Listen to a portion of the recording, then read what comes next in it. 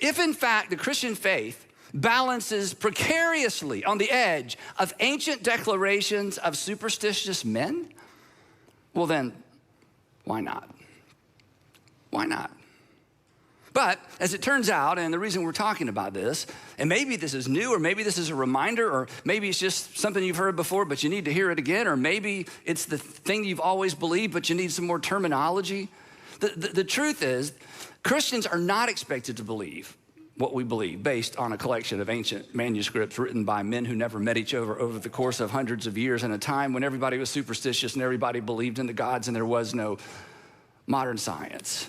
That the foundation of our faith, and we talk about this a lot here, the foundation of our faith is far more substantial than that. It's far more sustainable than that. It's even, as we're gonna discover, it's even investigable, which is actually a word.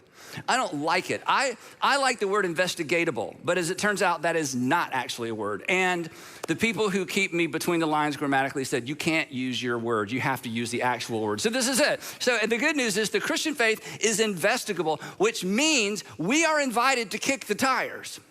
And you're invited to ask those hard questions.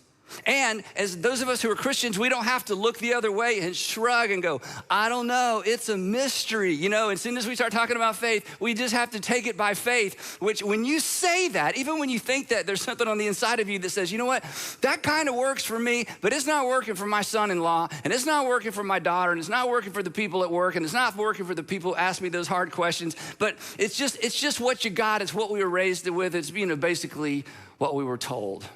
But the Christian faith does not rise and fall based on the accuracy or the inerrancy of 66 ancient documents that we call books of the Bible.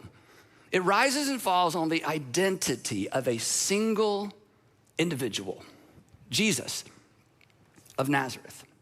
So if you're curious about faith and you're moving in the direction of faith, or you're curious about faith and you're returning to faith, or you find that you're kind of losing faith, or you're losing your interest in faith, here's the question that you should wrestle with. And the question to wrestle with is not, is there a God or is the Bible true? In fact, is there a God and is the Bible true? Those are generally off-ramps to faith, not on-ramps to faith. But here's the question. And it's not a question that perhaps you've ever been invited to ask before. And if you are a person, again, who grew up in church like I did, and you've sort of are losing it, or you've lost it, or you're not even interested anymore. In fact, the only reason you're watching today is because you're staying with friends and they're making you watch this, or they sent this to you to say, hey, you should really watch this. You know, this is gonna help get you back.